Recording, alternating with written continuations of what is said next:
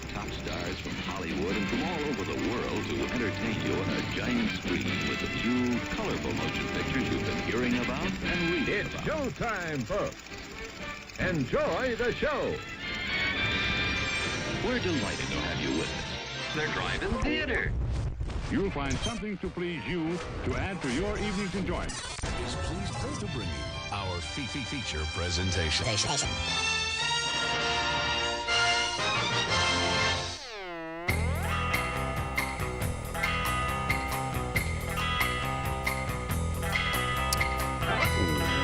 What's up, everybody? It is Monday night. It's 8 o'clock Central Standard Time. It is June 27th, 2022, and you are tuned in to the Drive-In Speaker Box. That's right. If you're tuned into the live stream, you'll notice that there is just one of me.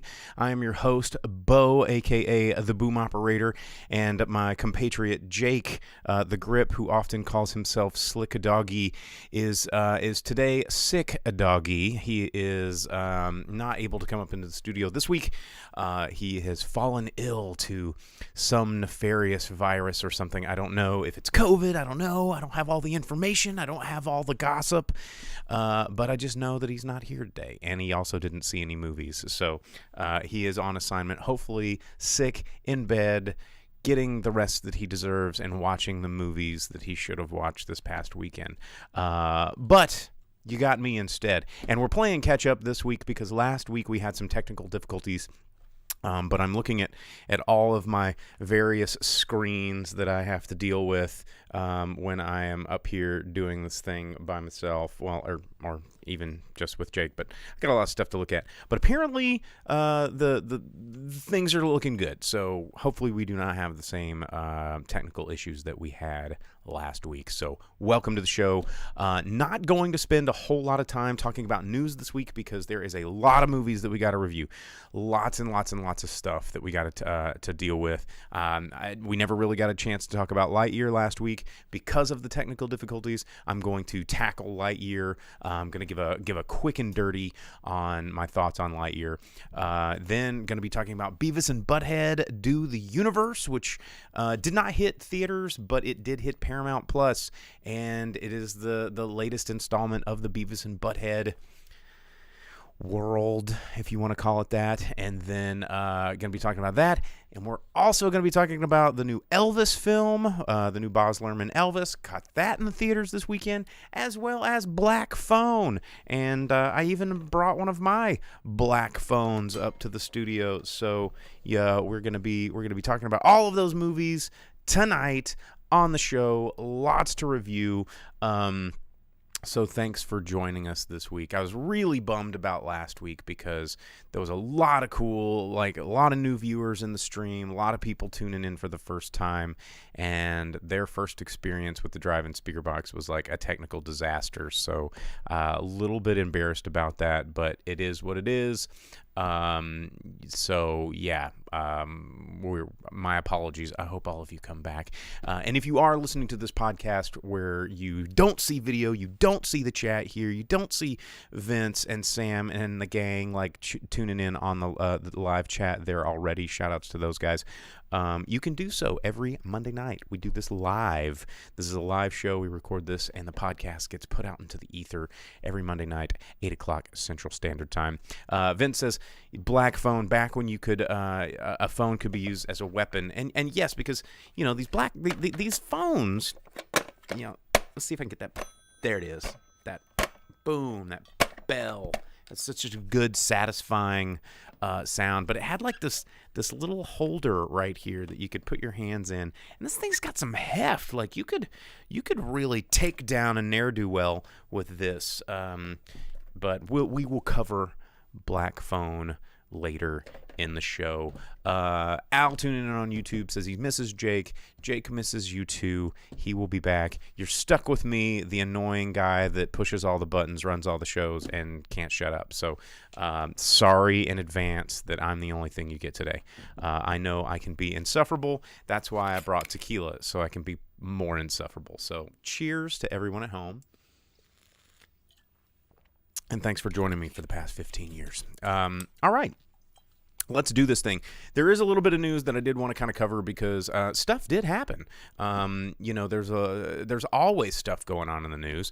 There is news about, I don't know how or why. Maybe it's because of comic books and money. A new Green Hornet film being talked about, directed by the Invisible Man filmmaker Lee Winnell. I don't understand why this is needed. If you guys don't remember the first film, which should have been good because it was Michel Gondry directed, which, I think that was one of those things where the studios got the best of a very talented director and everything kind of fell apart. And also Seth Rogen.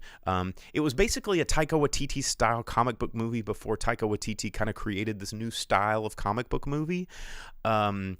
Honestly, going back and revisiting Green Hornet, which I did not too long ago, it's really not so indiscernible from a lot of the Marvel formula these days. I think it's just because Green Hornet and Kato aren't as marketable now as they were, well, back when they were original, and things like Thor, it's real easy to make hot guy dick jokes about how handsome and well endowed Chris Hemsworth is supposedly in life and in fantasy. The easy pot shots that the MCU loves to take now. But, we're going to get another Green Hornet movie. It might go to streaming. Who knows where it's going to go? It could go to theaters. I thought that was ridiculous news, so I thought I wanted to tell you guys about it. A lot of the other news, again, people just getting excited about Thor. Just so much going on about Thor. People talking about the Boys. I don't have time to go into talking about The Boys. The Hero-gasm episode is out there for those of you that want to check it out. Sam, yes, over on Facebook says, and still no new Shadow movie. That is a damn shame because the Shadow is a good character, and if Jake were here, he would say, and also the Phantom. You can't really see the Phantom action figure we have, but he's right back here behind the chat. I think the Phantom's kind of I can say this without Jake interrupting me because the Phantom, I didn't think it was a great movie, despite it had Billy Zane, and I do love Billy Zane, but I'd much rather have a Shadow film.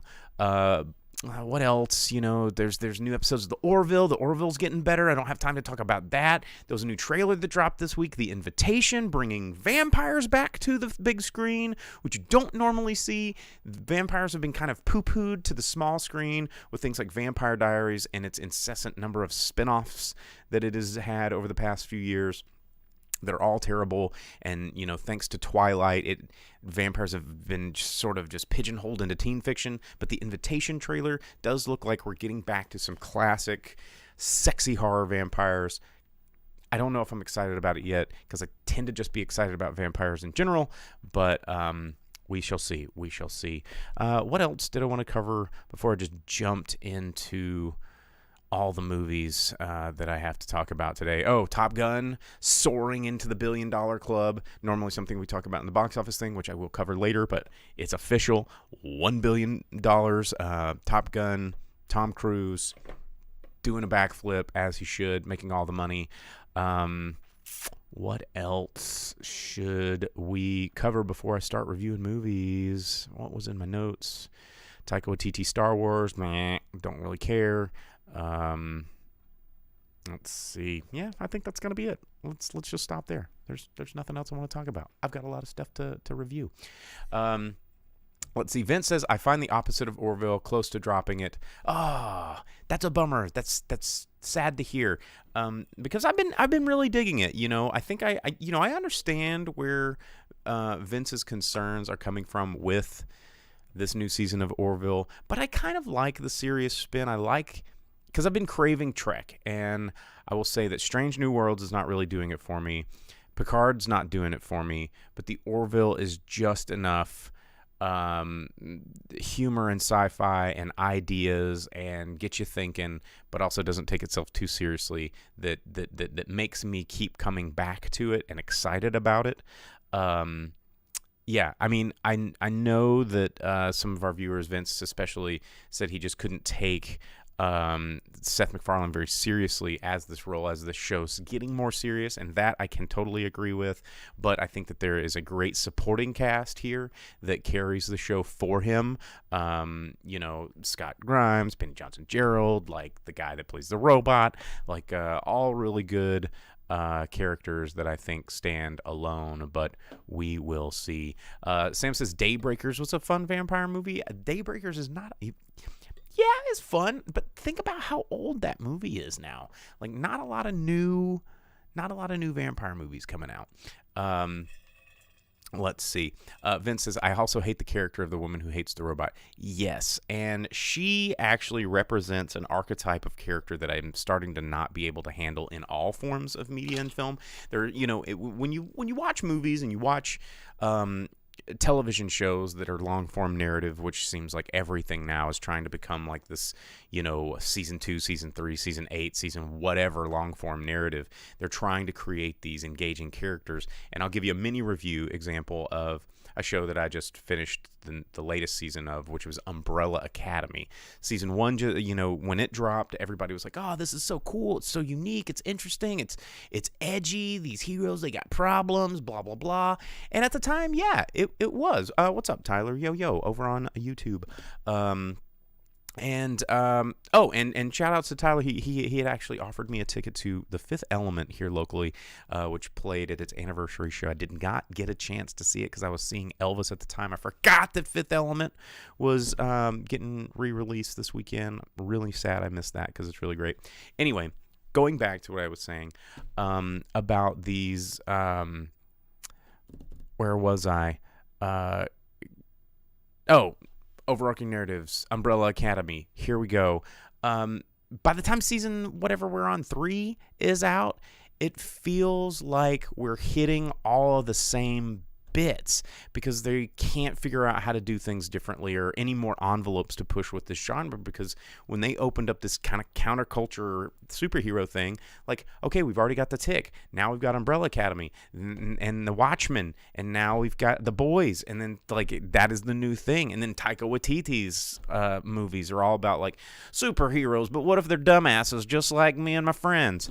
And you get this sort of oversaturated take on a genre that is hard to find anything new to do. And with this new season of Umbrella Academy, it's like every episode's got a dance number. Every episode's got like, oh, remember music from the 70s and 80s that's really catchy? Well, we're going to have that. And then they're going to be dancing. And oh, it's the end of the world again. And then the same people are going to get pissed off. And the same people are going to fight. And oh, everybody's going to love Klaus because he's Klaus. And it's like, okay, we've seen all of this stuff. And it starts to tread water to a point where these studios are working so hard to try and get to another season and find a reason for another season. That's the reason for the season. Everything starts to get so watered down and boring. And I feel like, going back to Vince's point with the Orville, the longer something goes, like I say this on the show a lot. It's like trying to capture lightning in a bottle. You can only do it once. And when they do it, it's my problem with the Jurassic World series, which we talked about on a couple episodes ago. I still have the map here in my hand. It's, when you try so hard to cater to an audience you think you have to cater to instead of making a film that you know is going to be great, then you end up just kind of pissing everybody off because you cannot recapture that magic, because magic is that. Al over on Facebook says he is also experiencing superhero burnout.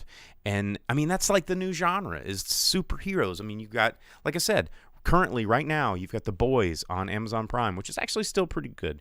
You've got, Umbrella Academy, which just came out. You've had a couple of Netflix things that flopped. You've got all the MCU stuff, all the Disney Plus MCU stuff. Just so much superhero stuff that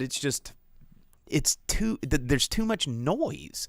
And as Tyler just pointed out on YouTube, he said, yeah, even Lost did that back when it aired. It was especially bad with the 24-episode show. So Lost, so let me take a swig, because I don't have these breaks with Jake where I can, quench my thirst. Lost, here's something I say about on the show quite a bit. If you've been watching me all these years, I love Lost. Here's a huge asterisk. Lost was good until season 5. And what happened at season 4 was they got pressure from studio executives, from networks being like, we got to drag this. Same with Game of Thrones. But the Lost was really the first to make a television show with just a wide tree of character arcs.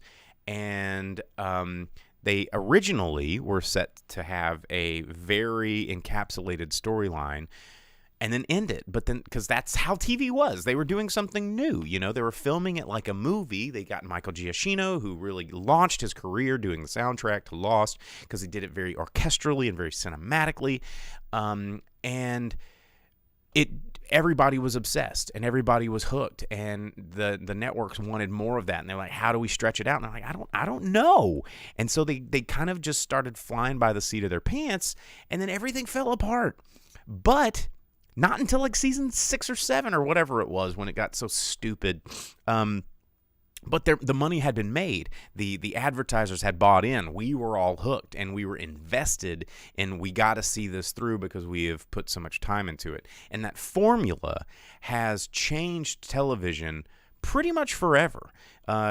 People go back and say, there are other good examples like Deep Space Nine, something that we love, but it was still very episodic. They were toying with the idea of a long-form, overarching narrative with all these character arcs and, multiple characters that we fall in love with that may or may not be in each episode each week. But Lost was the one. Well, that was the show that really made TV to be like super long 8, 9, 10-hour movies, and we've never gone back. Episodic TV is very rare, and it's usually reality shows, and even those are now long form arcs. Like you look at Survivor and all these other quote unquote reality shows have been on for 20 years or something like that, but it's still the whole season. You can't just pop in the middle and make sense of it all. Sam says it's like the reverse Twin Peaks. Yeah, it's crazy.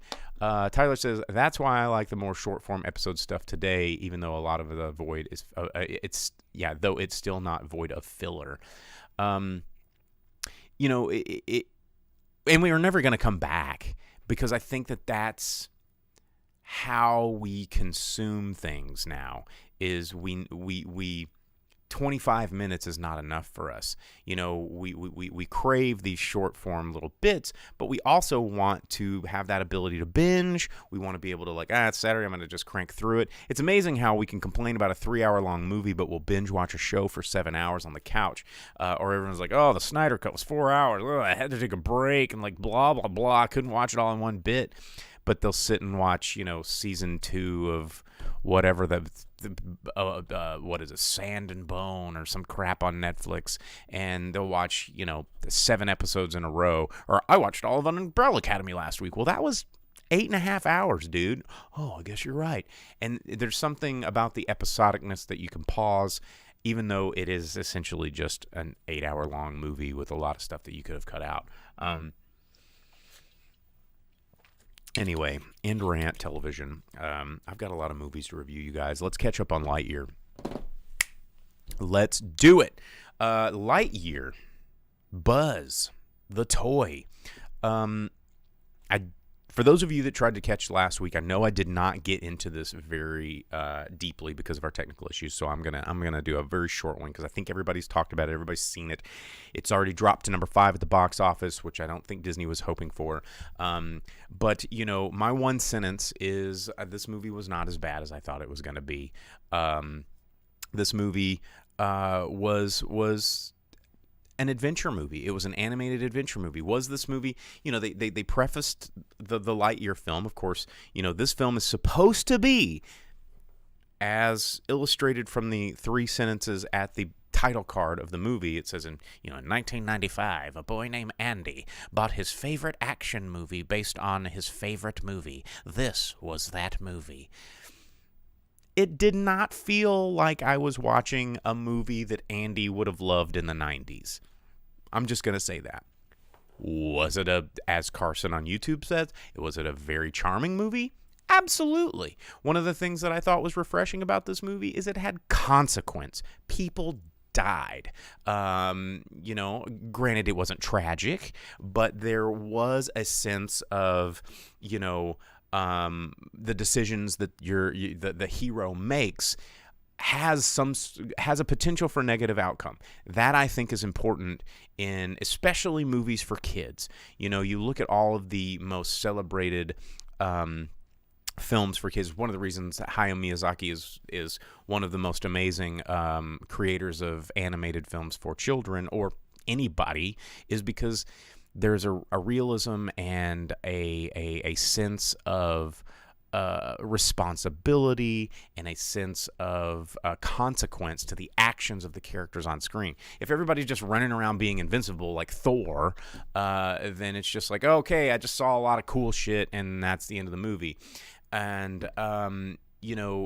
as Al said on Facebook, too many people like Ted Cruz worried about Disney wanting to sell lesbian toys. And there was that. There was the women kissing. Oh my gosh! Stop the presses. Two ladies smooched in a kids film. It's like, dude, I grew up watching the Goonies where they ripped the pecker off of a David statue, which was the mom's favorite piece, and and the Monster Squad that kicked the Wolfman in the nards, and there was dicks and shit and titties and like Porky's was a thing. Like, get over yourself, Republicans. Like, conservative Republicans. You can be, whatever your thing is, but we grew up on dicks and titties. Like, it's healthy, okay? Two girls kissing, dude. I mean, like, who hasn't fantasized about that as a kid? And now you get to see it in a Pixar movie. It's not that bad. It's kind of normal. Like, having two moms is not a big deal. And they did it so tastefully that screw yourself if you think this is offensive to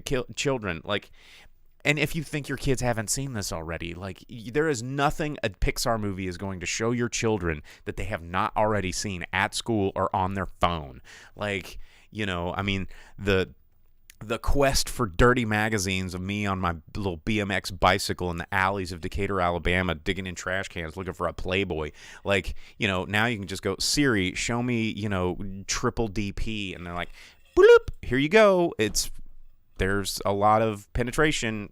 You fuck with hentai, here you go. Like, this is the world we live in.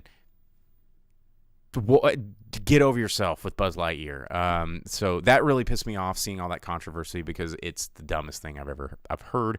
But at the end of the day, Lightyear, I think they botched the ending of not being able to include Tim Allen, because there was a very important moment at the end, which is a spoiler. I'm not going to give it away, but they could have used Tim Allen's voice. But I did like the passage of time, the consequence with Buzz. But at the end of the day, it just felt very generic movie, and it didn't have, Toy Story, even Toy Story 2 and Toy Story 3. And to a lesser extent, Toy Story 4, because it was building on the shoulders of giants from the previous movies, gave you moments where you felt attached and worried and invested in the characters that you love on the screen. In this movie, not so much. It was kind of just the spaceships and lasers, which is cool. But, when you attach somebody like Buzz Lightyear, someone that made you cry in the 90s, when he realized that he was not actually a space ranger and then fell into an existential crisis where he wanted to die. Like, that's some real shit. And this movie didn't have any of that real shit, It was still very much like, everybody that died because of old age, they still live very happy lives. Not like, well, Buzz fucked up and everybody got torpedoed with, Emperor Zurg. Like, there was nothing scary like that. It was just like, well, they lived happily ever after, and they kissed and had a baby, and now the baby's grown up and really cool. And I don't know. But it's not a bad movie. It's good. It's competent. it scratches the itch. If you need some buzz, if you need some toys to buy, if the old Buzz Lightyear toy that you have, your kid's not playing with it enough, this movie will help save you some money from going out and buying a new Buzz Lightyear, or will make you go out and buy a new Buzz Lightyear to shut your kid up in the van on soccer practice, which I guess is the point of Disney's movies these days. I don't know, but there you go. That's what I thought about Buzz Lightyear. As Tyler says, always need a good buzz. Let's see. Sam says, I still love the rednecks yelling at the screen, no, when the two guys kiss, but it was totally fine when the clown eating a child literally 3 minutes later. He brought a small children, by the way. You know, I can't... we live in... This is the same timeline where people wanted to ban Harry Potter because they thought it was like pagan witchcraft, you know? And that's the funny thing about culture, is that it evolves, and as we become more tolerant, you know, there once upon a time, people with dark skin could not be on film. You know, once upon a time, like, there was a lot of crazy shit that now we look back and they go, wow, we were the assholes for thinking that was wrong. And this is one of those times. Like, anybody that like thinks that seeing two women kissing Buzz Lightyear is evil, you're wrong. Sorry, I don't have anything else to say. Sam says, I'm your favorite, or I am your favorite deputy. Well, there are no snakes in these boots. Isn't that what he says? There's a snake in my boot. Old Woody. But speaking of Tom Hanks, we have some Elvis to talk about here in a bit. But before we get into that, I wanted to get that little review out of the way. We got to talk about movies that are coming out this week in theaters. Not a lot of stuff coming out in theaters. There is a quick little movie with Mel Gibson coming out from Lionsgate. It also has Shannon Doherty, because where's she been? And Kevin Dillon, because I guess he needs money. And maybe Mel Gibson can't find anybody else to be in his movies. But it is called Hot Seat. And it looks like a generic action movie. Is probably going to hit direct to streaming, even though it is Lionsgate. I don't know. It might get a little bit of film release, but I wouldn't put a lot of stock in it. Also from director Emma Holly Jones, Mr. Malcolm's List. It is a very Downton Abbey-esque, Bridgerton-esque, beautiful people in incredibly cumbersome and hot clothing. It's about a young woman courting a mysterious wealthy suitor in 19th century England. Again, not another movie I think is going to get a super wide release, because there is a lot of big heavy hitters out in the theaters right now. But it's coming out. I mean, yeah, that's coming out. And then probably the biggest release that is coming out, which is going to give Lightyear a run for its money, is Minions: Rise of Gru. It is hard to keep track of how many films are in this Minions verse, because this was another one of those accidents when they made, well, I think, what was the original called? Despicable Me, which had nothing to do with the Minions. It was all about Gru, and now they're trying to return to Gru and go, hey, remember there is a main character here that is not three yellow-colored guys. I don't say colored guys, it's 2022, that are running around going, oh, here's my butt, Kevin, and doing the same fucking joke, like, over and over and over. I don't know how, like, it is the dumbing down of society that makes these movies popular, but at least we're getting more Gru. But still, even in the posters, it's all very Minions focused. It's literally called Minions: Rise of the Main Character from the first film. This franchise defines how film marketing affects what we watch. If you need a masterclass in understanding how box office and merchandising affects what you get as a consumer, it's the Minions franchise. Because much like Jurassic Park, when I was talking about it a few episodes ago, where the first movie came out and they were like, oh, geez, we did not expect this to be such a hit with people of all ages, we got to figure out merchandise. We got to make toys. We got to do all this stuff. And they did it retroactively. And now we're seeing how Jurassic World-ish, whatever the millionth one we're on, with the TV, the cartoon spinoffs and the toys and the video games and all this stuff, is more and more and more aimed at children. The reason they want to aim it at children is because children buy toys. And, you know, as Al just said on Facebook, kids like bright little small creatures with giant ET eyes, and also very easy to make because they're shapes. They're easy digestible and creatable. Like, it is not hard to make a toy out of a minion. It is the most genius of characters because it's a yellow wad that shows its butt in overalls occasionally and poots, because who doesn't like to laugh at a poot? It's the most timeless of all jokes. But look at this. This is how the machine works. You know, I mean, if you drive merchandising back, I mean, just look at this set, okay? I mean, look around you. Let me, since Jake is not here, hang on. I'm going to throw him under the bus. And also illustrate that all of this shit back here is real. This is like $100 toy that he bought, right? That is just I don't know if this is Goku or Vegeta. I mean, I don't really watch Dragon Ball, but it's a Dragon Ball guy, and this is like $100, right?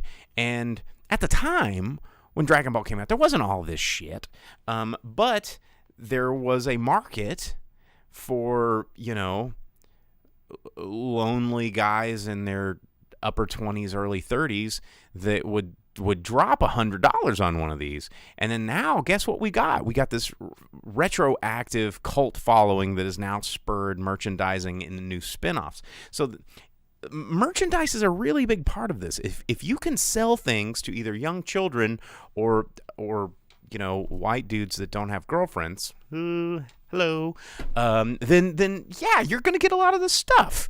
And that's how the business works, because something that, again, I've talked about on the show a lot, especially when around Oscar season, when everybody thinks that movies are supposed to like be representative and inclusive and all this kind of stuff, which they should be. But then they go, well, movies should reflect culture. No, they will never reflect culture. They will reflect what you buy. And if you ever want anything to change, spend your money. Like, that's how you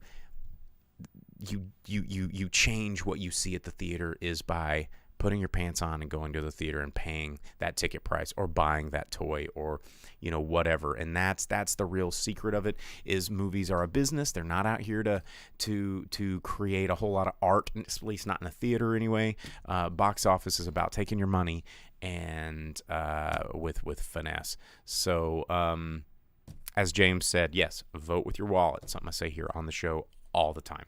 So that's what's coming out in theaters. There you go. We are past that point in the show where I need to take a couple more swigs, wet my throat, lose the cap to the tequila, and start reviewing the other 3 movies that we have to talk about. Hornitos Plata, available at a liquor store near you. All right. As Johnny Dalton says, I bought some ratchet straps at Harbor Freight today. Where's that movie? It's coming. Harbor Freight the movie. Get ready. It's called Bob the Builder. And I'm pretty sure your kid already has all that shit, or at least you're probably going to buy it for him. Anyway, okay. Let's go ahead and hit Beavis and Butt-head. Because Beavis and Butt-head are... It wasn't a theatrical release, and normally I spend the most time on theatrical releases. But Beavis and Butt-head, this is a feature-length film that when I heard about Beavis and Butt-head, another movie coming out, I was actually really excited, thinking that this was going to be in theaters. But, you know, obviously the last movie that came out in 1996 at the pinnacle of Beavis and Butt-head fame was Beavis and Butt-head Do America. This film, Beavis and Butt-head Do the Universe. Obviously, you know, if you don't know the joke, it's a play on Debbie Does Dallas, which is an old, like, very successful pornographic adult film. Mike Judge using that as a joke to tell a story of these two idiots that go on an adventure. Beavis and Butt-head Do America came into theaters, was fairly successful. I remember at the time I was working at Spencer Gifts, a lot of Beavis and Butt-head merchandise back then. But Beavis and Butt-head kind of fell into obscurity over the past 20-something years. Big part of that problem is licensing. Paramount Plus now taking on the catalog of Beavis and Butt-head, which you can now watch with the music videos. They spent a lot of money doing this thing, which makes the show actually complete, because the best parts were Beavis and Butt-head making fun of all these old videos. But fast forward to 2022, and as Johnny Dalton says, the SNES game was lit. Yes, there was actually a very short manufactured arcade machine. I played one of them, I believe, at Galloping Ghost Arcade in Chicago, Illinois, once, and you don't see those very often. But the SNES game was pretty cool. But 2022, Beavis and Butt-head Do the Universe. This movie is Beavis and Butt-head. It's for better or for worse. If you are a Beavis and Butt-head fan, check it out. If you're a little too woke, you might not like it, although they handle modernization pretty well. The story is as dumb as you would think it would be. It's Beavis and Butt-head trying to score with an astronaut, and through their stupid antics and just asinine behavior, manage to stumble onto a space mission and then fall into a black hole, which explains where they've been for 25 years. And this movie is not a complicated film. It does poke fun at the multiverse, which everything is doing these days, because there is smart Beavis and smart Butt-head that come in, and they're pretty fun. And it just, Mike Judge is a funny guy. And even though Beavis and Butt-head at their core laugh at dick and fart jokes, and, it's like, look at that number, Beavis. And it's like 69. It's like, yeah, cornholio, and he teepee for my bunghole. And that's all in there. And he's like, whoa, he said boner. And like all that stuff is there. And, Butt-head kicking Beavis in the nuts. And there are things that you're like, why is this funny? But then you find yourself laughing at just how absurd it all is. And that's where Mike Judge shines and can take something as dumb as this, but still craft jokes that are slightly more elevated than the base of their parts, right? They find a cell phone. Beavis kind of falls in love with Siri, which is, harken back to other Her, if you've ever seen that movie, and things of that nature. But just dealing with the modernization of the world that we exist in, that Beavis and Butt-head do not, and then kind of parodying those things and calling out how much has changed for better and for worse. There was a lot of things that Mike Judge played with that were acceptable in the 90s that clearly aren't acceptable here, and instead of like making the same joke again, he makes a joke based upon the joke that's inappropriate, that makes it appropriate, that makes it even more funny. James asks, is Hank Hill make a cameo? No, despite being in Texas, where Beavis and Butt-head also live. They live in the same town. I think they did separate the King of the Hill verse from Beavis and Butt-head, even though they're, again, living from the same town. But there are a lot of familiar characters in the Texas storyline. But this there's not a lot to say other than it's Beavis and Butt-head. I mean, it's pretty dumb. And, it's no frog baseball, but it scratched the itch. It felt very much like watching the last iteration of the Bill and Ted movie. It was a little bit of a love song, a little bit of a farewell. I don't think we're going to see more Beavis and Butt-head. I think this was kind of like putting it to rest and saying, okay, we did this. We gave you a taste of this. Stop asking.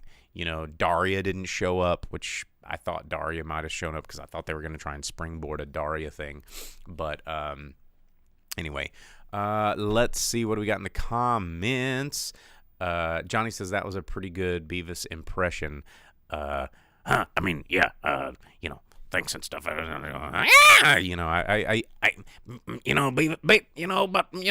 Beavis was always kind of my favorite. Every time he kind of, gets philosophical for a second, and then Cornholio, and then he does I liked Beavis. Beavis is the man. Beavis is the brains of the operation. Butthead keeps Beavis down. Beavis has potential, and you see that in this film. So, yeah, there you go. Oh, I guess as Vince said, Daria was in the courtroom. She didn't have any speaking roles, but Daria was there. So I guess, yeah, the courtroom had a lot of cameos. I guess I didn't catch that. I was pretty tired when I watched it.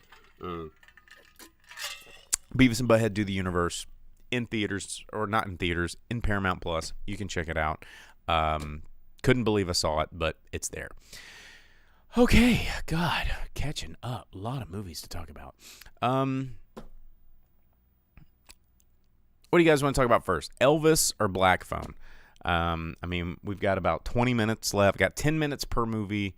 You guys want to hear Black Phone, or do you guys want to hear Elvis first? All right, Black Phone. Vince came in first. He gets the pick. This is what you get to do if you're in the chat. You can get in the chat on Facebook, YouTube, or Twitch every week, Monday night, 8 o'clock Central Standard Time, and you can participate. Oh, Johnny Dalton on YouTube, a little late on the draw.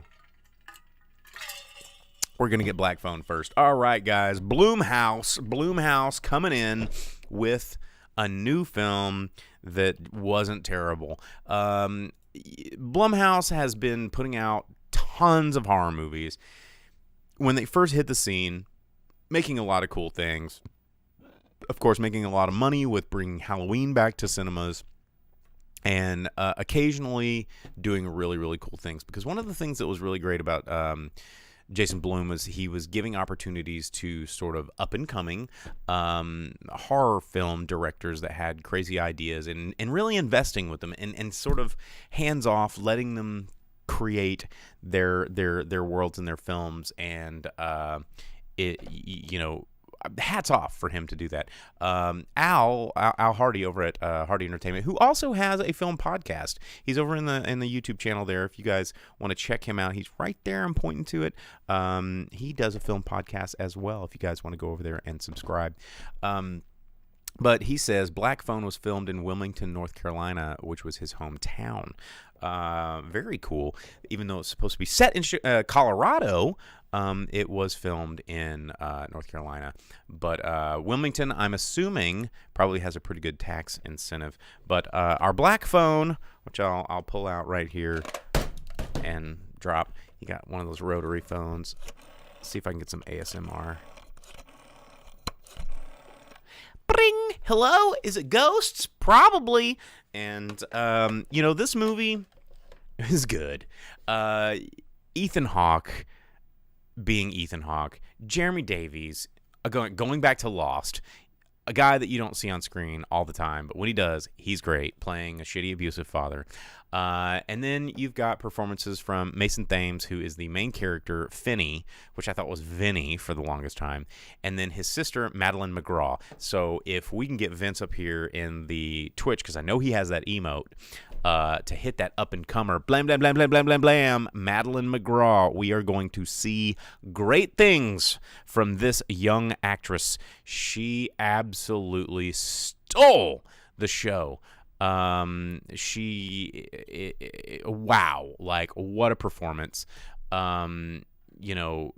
Again, relatively young, but she has been in a lot of stuff recently, and this movie, being a theatrical feature film, just absolutely crushing it. But this movie I thought was really interesting for a handful of reasons. Is this movie super scary? No. Is this movie,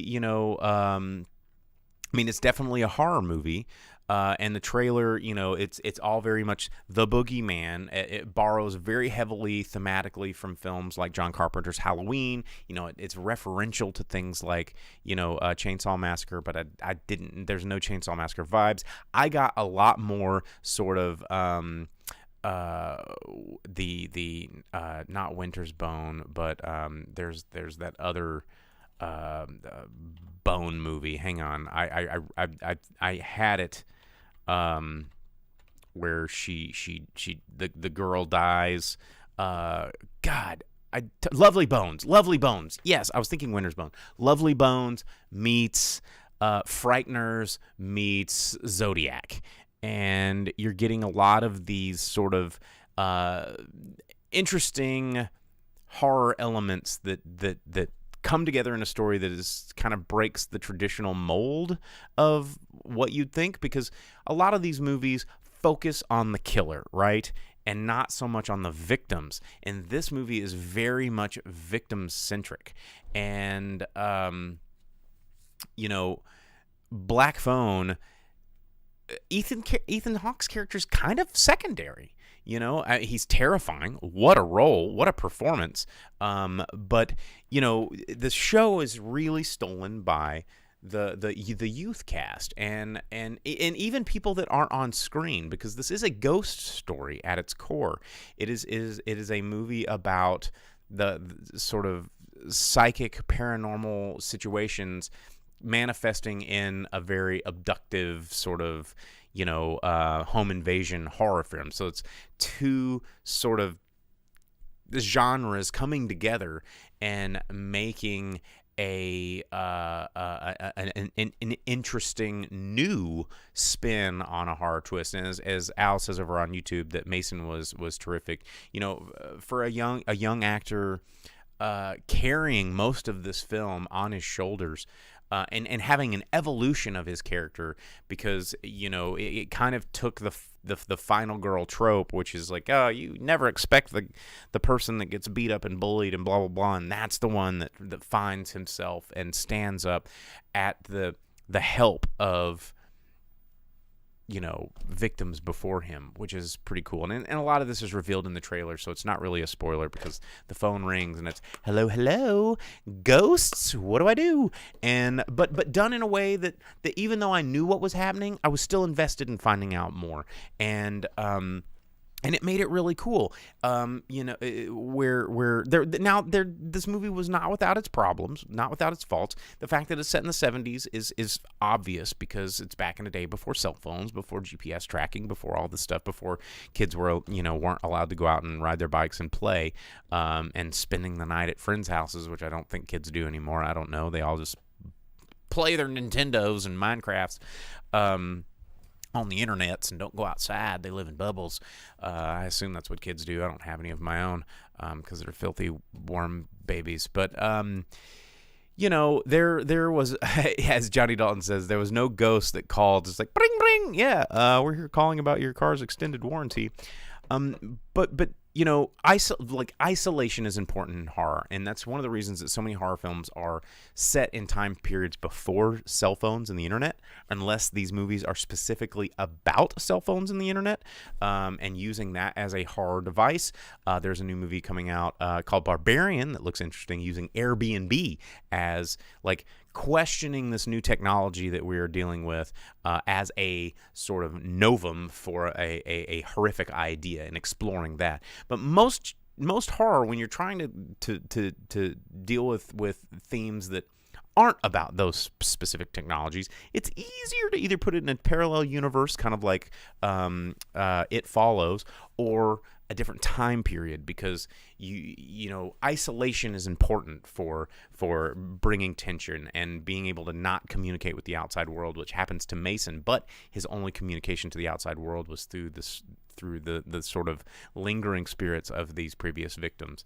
And I thought it was really well done. I thought it built suspense.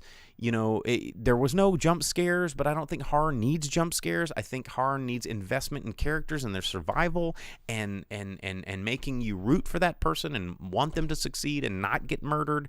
Some of the things I didn't really like is how did that brother that was in the house not sort of notice that there was a torture and murder dungeon down there?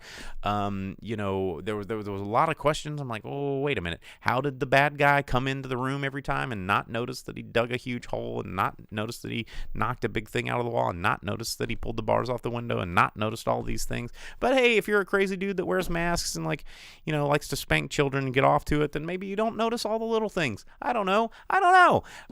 But there were things like that sort of made me think, ooh, I don't know. But the rest of the movie fell into place so well that I was invested. And I think in a horror film, that's the most important thing, is that you get your audience invested. And I was. And again, hats off to Mason and Madeline, the brother and sister duo that carried this movie, and then Ethan Hawke. And again, a movie with an A-list actor who didn't show his entire face for, I think, pretty much the whole movie. There was like 2 or 3 scenes where you see his whole face. It's actually pretty cool, because a lot of people, like, in Hollywood want their whole face shown, and I thought that was pretty cool of Ethan Hawke to play this sort of psychopathic killer dude that's partially covered by masks. Because it's more about the acting, and you see it in his eyes, and you see all that other stuff that is a hallmark of a really a talented on-screen actor. So Black Phone, I know I don't have a whole lot of time. I got to get through these things. I recommend it. I think it was really good. I enjoyed it. It's not horrific. It's not gory. There's not a lot of jump scares. It's a good horror thriller suspense, and check it out in theaters while you can, because if you pay for these things, we'll get more of them. So there you go. Any other thoughts in the chat before I move on? I would love to talk about it more. I would love to answer this phone and say, hello, bam! Step, bam! If you've seen the movie, you know what I'm talking about. And these things are not as heavy, even if you packed it with, I don't know, let me see.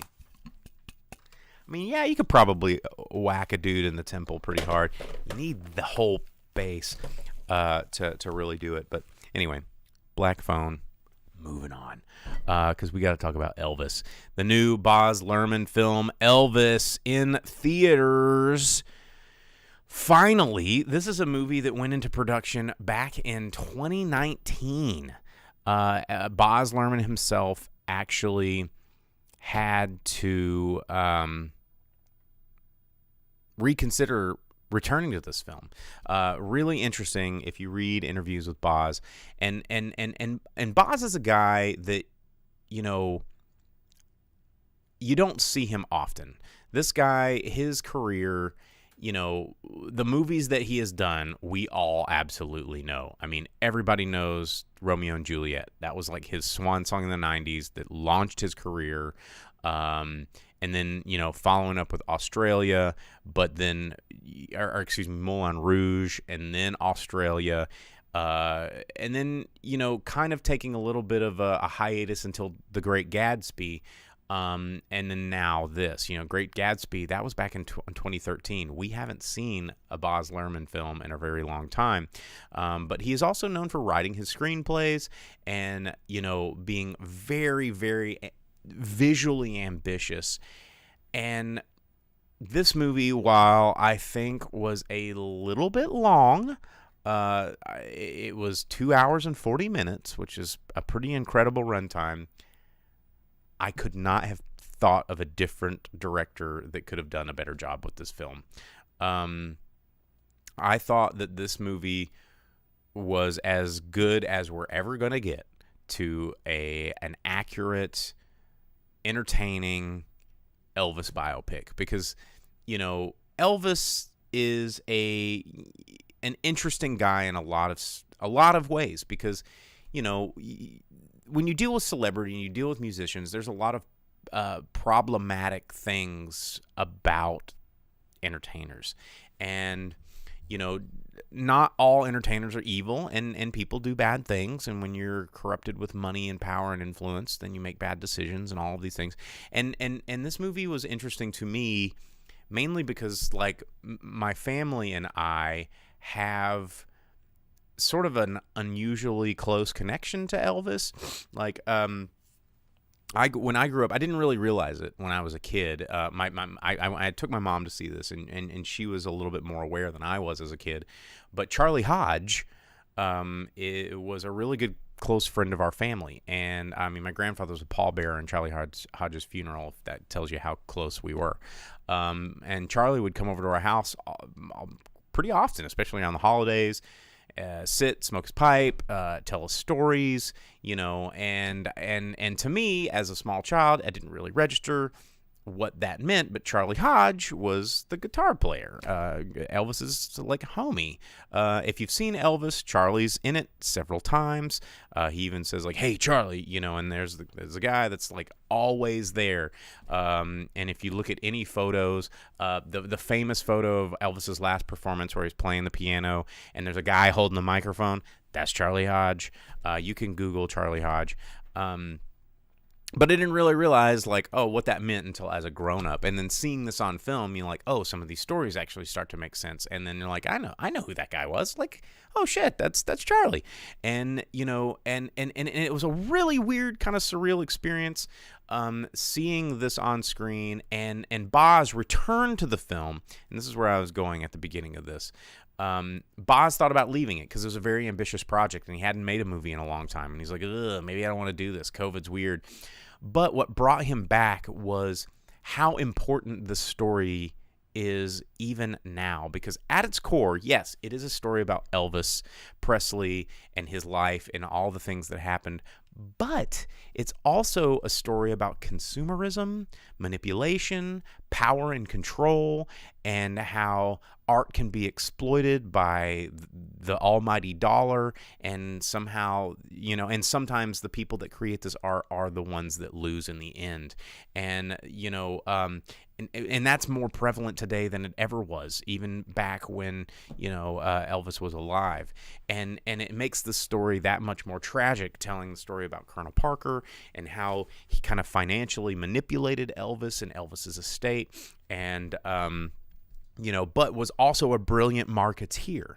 And you look at this, and this was, you think, how did he let that happen? But back then there was no phones, there was no internet, there was no, there was just a small kid in a small town.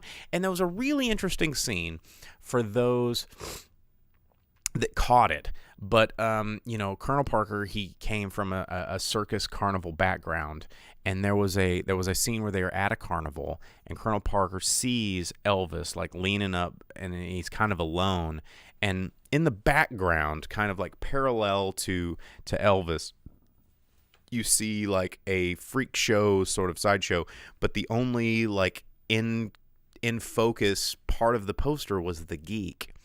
And I thought that was a really amazing sort of foreshadowing shot to the rest of the film, because this guy who is a carnival guy, who is a snowman, who is, this sort of ringmaster, saw Elvis and was like, that's my geek. And if you know anything about freak show history, or you saw that movie that just came out not too long ago with Guillermo del Toro, like, the concept of a geek is back in the freak show days and the carnival days, it's usually a guy that's down on his luck, has alcohol abuse, drug abuse. They drug him up, basically get him on the hook to where he will do anything they say as long as they keep him supplied with whatever his vice is, and then they can exploit him in that sense. And so, like, that was such a really interesting, powerful scene that just sort of spelled the entire road ahead in this film. Now, 2 hours and 40 minutes, I think it was a little long. I think some of these musical numbers could have get cut down. I did really enjoy the musical numbers where they included B.B. King, and especially the Little Richard scene. That was a really, really great scene. But including some of the problematic history of Elvis Presley in that time period in Memphis, I think was really important, especially in a time right now in cinema where we try to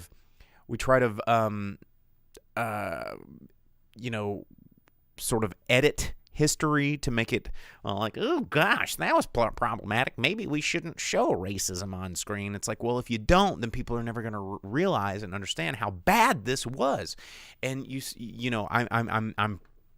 I was excited and proud to see that they did deal with some stuff that was not necessarily kosher, but really freaking happened back then.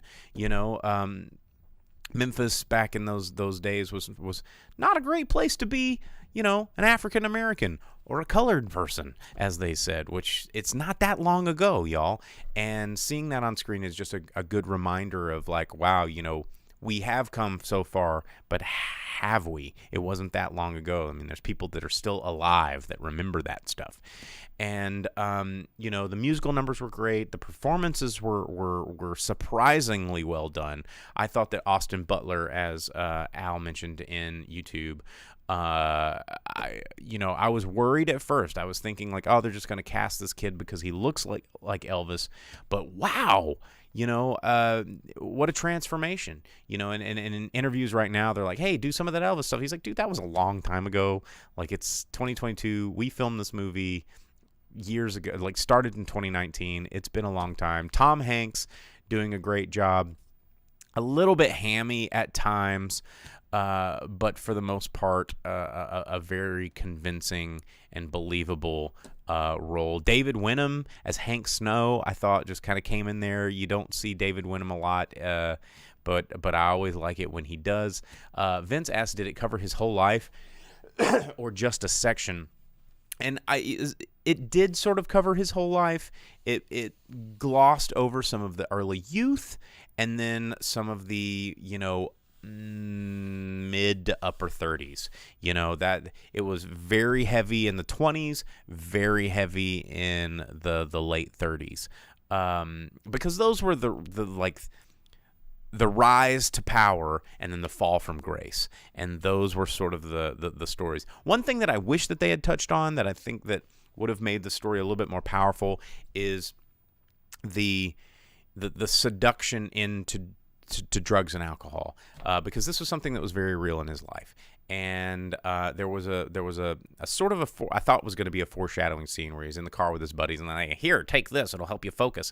And then you don't see any drug use for almost the entire rest of like an hour and 40 minutes go by, and then it's like, oh yeah, I'm doing drugs. But I wish that they had kind of tapped into that darkness just a little bit to really show how the weight of the world on this guy's shoulders. And you start to think like about other entertainers like that, like the Beatles and Michael Jackson and Elton John, and these people that had the weight of the world in a pre-internet world, and how they must have had to deal with that. And as Vince says, there were no fried peanut butter and bacon sandwiches. But this film, if it wasn't 2 hours and 45 minutes, I'd see it again. I think this movie is going to get appreciated down the road more than it is now, because there's a lot of stuff coming out in theaters to give it a run for its money, so to speak. And it's not exactly a super family-friendly movie that you take everybody to, but I think this movie's got staying power, and just really highlights, even Lisa Marie signed off on this movie. She's like, yes, like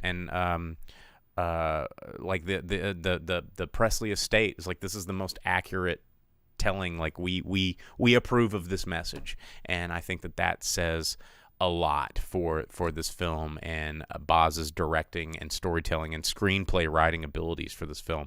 So yeah, I've got nothing but good things to say about it, to be honest with you. And I did not think that was going to be. I don't really like musicals.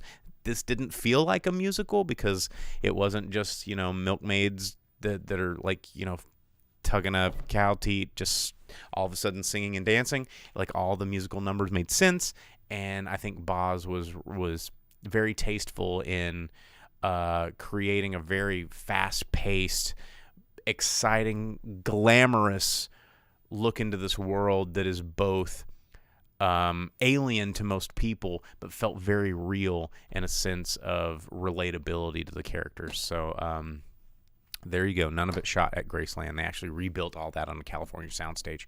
Yeah, Elvis in theaters right now. I recommend it. Okay, that was all. Man, I got through them. I got through all of them just in time to do the box office roundup. So there you go. We did it. A lot of talking. Ugh, it's hard to do, but I make it look easy. All right, we're going to do the box office roundup, which I have normally made Jake's job over the past few months, but I'm going back into it, ladies and gentlemen. We're going to give you the top 10 movies in America. We're going to go through number 10, go all the way up to number 1. The reason we do this is because domestic numbers are how people judge whether or not we're going to get more of what you see. So if we're going to get an Elvis sequel, we'll know based on the money. Top 10 movie in America for the weekend of June 24 through 26, 2022. Here we go. Number 10, The Bad Guys. CGI film there from Universal Pictures, bringing in $455,000 in its 10th weekend release. Can't believe it's been out that long. Bringing in $95.5 million at the box office. Number 9, Bob's Burgers movie.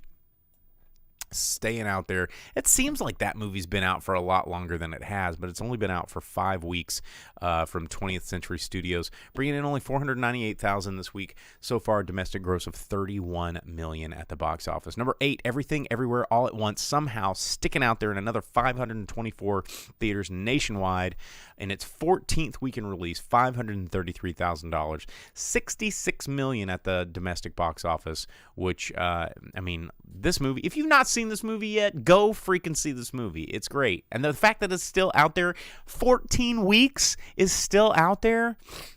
14 weeks, and this movie is still out there when, other movies like it are not.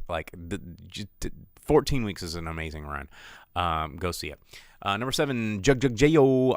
Coming out opening weekend, $725,000 at the box office. Only playing in 318 theaters though, so doing pretty well for itself there. A lot of Telugu and Hindi films hitting the top 10 in the past several weeks. Look at this; it's pretty cool. As Vince says, 14 weeks in this economy. That's right. Number 6, Doctor Strange and the Multiverse of Madness, bringing in another $1.7 million in its 8th weekend release. Walt Disney Studios bringing in $409 million domestic dollars for Doctor Strange. Number 5, Lightyear dropping down to the number 5 spot, a 64% drop from last week, which was the number 1 movie in America. Oof. Going 1 to 5 is pretty tough. It only brought in $18 million at the box office this week. So far, though, bringing in $89 million at the box office. And not a bad international take. It brought in another $63 in the international market, bringing it just over $153 million at the box office. Number 4, opening up number 4, The Black Phone. $23 million for Blumhouse, even though it is released by Universal. Not a bad opening. And you have to understand, opening at number 4 when you're a relatively low-budget horror film is actually a pretty good opening, especially a $23 million opening, because this was a very competitive box office. So for this movie to not only top Lightyear and hold in the top 4 when everything in the top 1, 2, 3, and 4 did over $20 million. Like number 4 at $23 million, that's a big box office take. Like that's kind of unheard of. So very good performance from The Black Phone this week. Number 3, Jurassic World Dominion, only bringing in $26 million this weekend in its 3rd weekend release for Universal Pictures. So far bringing it up to $303 million. A worldwide take, another international market, crushing it overseas, $445 million, bringing it up to $748 million worldwide. Number 2, we talked about this at the very beginning of the show. Top Gun Maverick bringing in another $29.6 million this weekend in the box office. 5th week out there, and I am anticipating another bump for Top Gun this weekend because it is 4th of July, and nothing says America like jet planes killing the enemy, dude. So another almost $30 million. Bringing it up to $520 million domestically, which is also pretty incredible considering it pulled in almost another $500 million internationally. Brought in $486 million internationally for a movie that's very America-centric. That normally does not happen because most of the world hates us. But putting it just over the $1 billion mark by $6 million. So Top Gun Maverick in the $1 billion club officially as of this week. And the number 1 movie in America, Elvis, coming in at 31. This is a very competitive weekend at the box office. The 1, 2, and 3, and 4 spots were all very neck and neck. But opening up at number 1 in just over 3,900 theaters nationwide.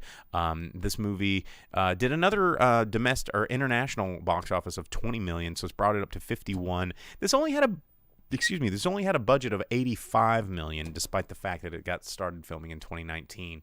So unlike movies like Top Gun and Thor and all these movies that have, budgets into the hundreds of millions of dollars, this is also not a bad opening for this film. But when you look at the budget to box office breakdown for movies like Black Phone, on the other hand, Black Phone, an incredible performer in terms of the eyes of the studio. So that's how you understand these numbers. Hope that makes sense. Hope you enjoyed the show, because that's it. We are 10 minutes over. This has been a long one because I had a lot of movies to review, but I appreciate everybody that did stick with us this week. Yeah, we did it. We made it. Hope you enjoyed this solo show. Drive-In Speaker Box. If you enjoyed this show, tell your friends, like and subscribe. Follow us on Facebook. Follow us on Twitch. Follow us on YouTube. Get us on the Spotify. Download the show. Spotify. Just search for the Drive-In Speaker Box. Drive-In has a hyphen. Speaker Box is all one word. So happy 4th of July. I hope you guys enjoy the long weekend. We may or may not be here next weekend. I don't know. It is the 4th of July. You'll probably be busy. We might do a show on the 5th if we get busy. I don't know. It depends on what Jake is doing. It depends on what I'm doing. I'm not doing anything special. Maybe I'll come up here. But I figure everybody else is going to be busy. So we will figure it out. But anyway, like and subscribe, send us an email, shoot us DMs, do whatever you got to do, and we will see you guys next weekend. I, of course, am your host, the Boom Operator, and we'll see you guys next week. As you leave the theater, folks, please be careful. Don't let this happen to your car. Be sure to remove the speaker before you leave. If you should accidentally pull a speaker loose, please turn it in at our snack bar or box office. Thank you.